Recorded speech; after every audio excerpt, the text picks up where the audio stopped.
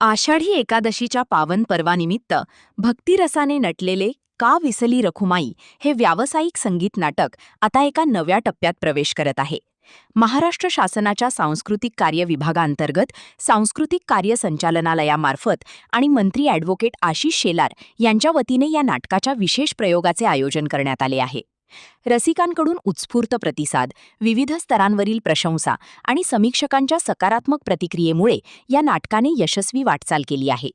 आता या नाटकाचे काही विशेष प्रयोग थेट वारकरी संप्रदायासमोर सादर होणार असून हा क्षण संपूर्ण कलावंतांसाठी अभिमानाचा आणि भावनिक ठरणार आहे. निर्माती अदिती ट्वीड यांचे हे पहिले व्यावसायिक नाटक असून दिग्दर्शक पियुष कुलकर्णी यांच्या मार्गदर्शनाखाली त्याची निर्मिती झाली आहे. विनोद रत्ता यांनी लेखन केले असून अदिती ट्वीड, शुभांगी जाधव, चंद्रेय पटवर्धन, तन्मयी कांबळेकर आणि कैवल्य केजकर हे प्रमुख भूमिकांमध्ये झळकत आहेत.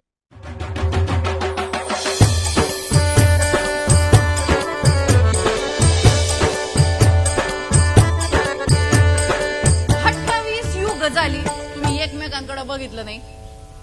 देवी एकटा उभा आहे. तुझ्या देवाच्या मंदिराचा कळस माझ्या घराच्या उंबऱ्याला जड धरीला पंढरीचा चोर गळा बांधुनिया दोर गळा बांधुनिया दोर धरीला पंढरीचा चोर. कधी ज्ञानाच्या भिंतीचं चाकवायचं, कधी गोरा कुंभाराचा चिखल तुडवत बसायचं, जनाबाईच्या गावऱ्या थापत बसायच्या, नाहीतर सावताच्या शेताला पाणी द्यायचं, सकुची भांडी घासायची, नामेची गुरं वळायची. देव हाय का नवीन सुनबाई कळतच नाही.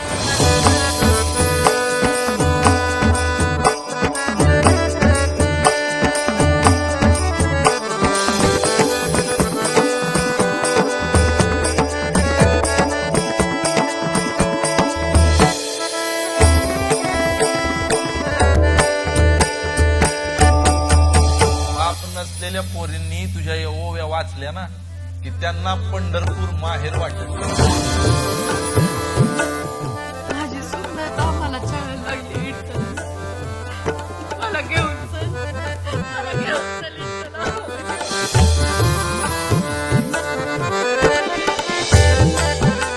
रेड्यामुखी वेद बोलवणारा लहानगा ज्ञाना अनाथ कसा सगळं करतो म्हणून शिव्या पण खातो तो.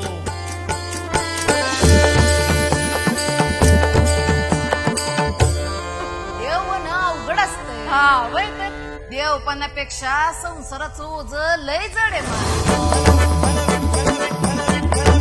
आवलीचं देवावर भांडण गरजेचंच होतं. संसार शेवटी आवलीनच केला ना.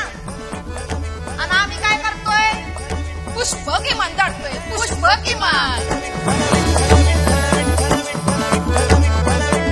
शेवटी शरण म्हणजेच शक्ती. जेव्हा सगळे मार्ग थकतात तेव्हा पांडुरंग एकटाच उरतो आणि जर त्याला साथ घातली तर तो धाव घेतोच.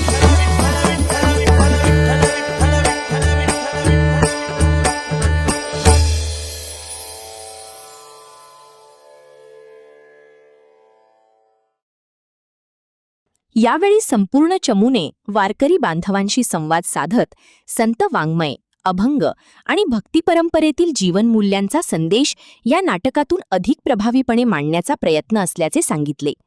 निर्माती अदिती ट्वीड यांनी हे केवळ नाटक नसून भक्ती, समर्पण आणि आत्मशोधाचा प्रवास आहे.